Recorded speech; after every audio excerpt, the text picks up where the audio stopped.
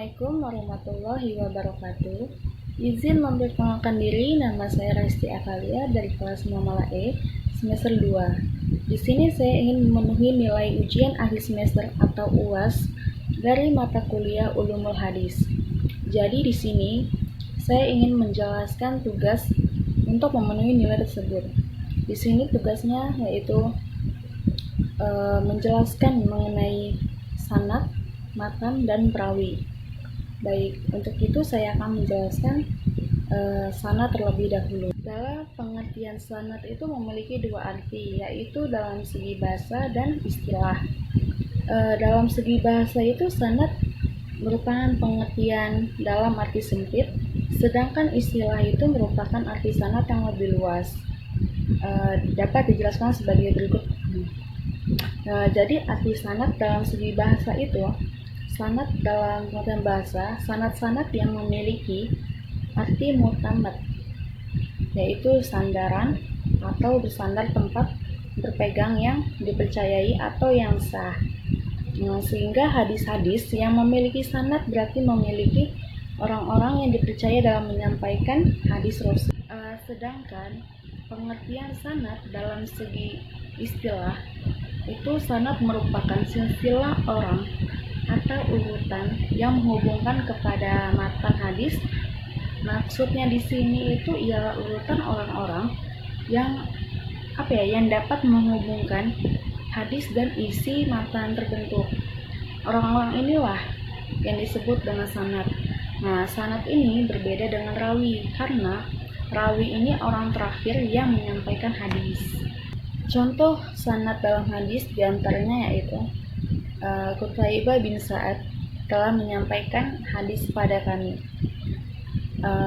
Abad al-Wahhab memberitakan kepada kami, dia berkata, saya mendengar Yahya bin Sa'id yang mengatakan, Muhammad bin Ibrahim telah memberitahu bahwa ia mendengar Alqamah bin Waqqas al-Laici berkata, aku mendengar Umar bin Al-Khattab berkata, saya dengar Rasulullah SAW bersabda, sesungguhnya amal itu dengan niat. Sesungguhnya bagi setiap orang tergantung pada apa yang dia niatkan.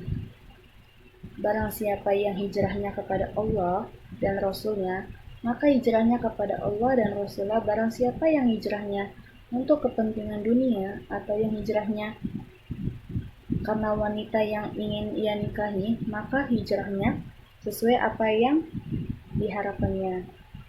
Hadis riwayat Bukhari.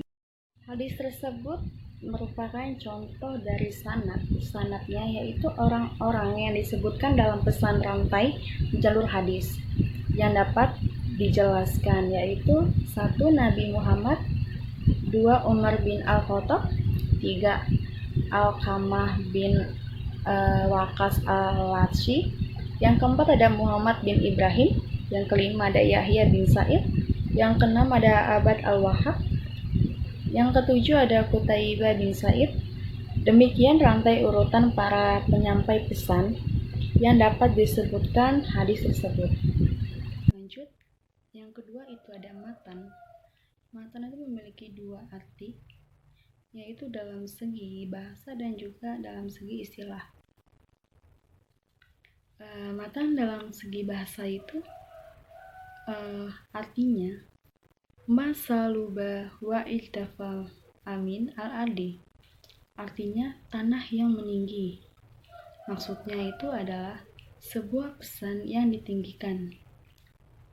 Sedangkan pengertian matan menurut istilah yaitu materi dan lafaz yang ada di dalam hadis.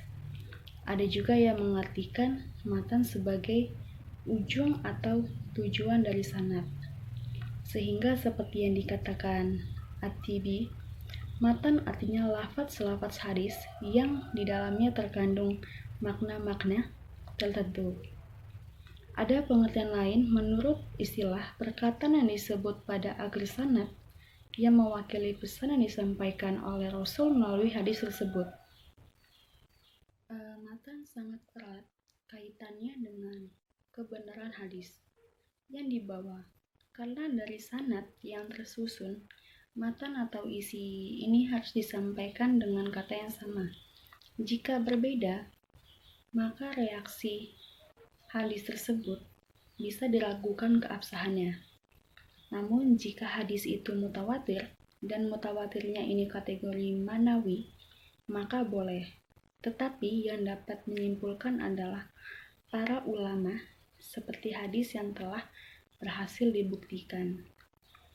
Nah, contoh matan dalam hadis yaitu diantaranya dari Muhammad yang diterima dari Abdul Salamah yang diterima dari Abu Hurairah bahwa Rasulullah SAW bersabda, seandainya tidak memberatkan terhadap umatmu, niscaya aku suruh mereka untuk bersiwak atau menggosok gigi. Niscaya aku melakukan sholat.